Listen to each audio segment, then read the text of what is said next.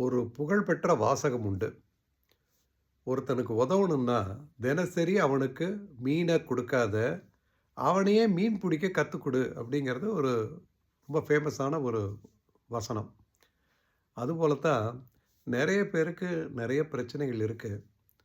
அதுல அவங்களுக்கு அந்த பிரச்சனையிலிருந்து சற்றே இளைப்பாறுதல், ஆறுதல் தர்றது, கொஞ்சம் டைவர்ட் பண்றது, இதெல்லாம் வந்து ஒரு மீன குடுக்குற மாதிரி. இந்த பிரச்சனை ஏன் வந்துச்சு? இது எப்படி சமாளிக்கிறது? திரும்ப இந்த பிரச்சனை வராம எப்படி தவிர்க்கிறது? இதிலிருந்தெல்லாம் மீண்டு வர்றது எப்படி? அப்படின்னு கத்துக் குடுக்கிறது, மீன் பிடிக்க கத்துக் குடுக்குற மாரி.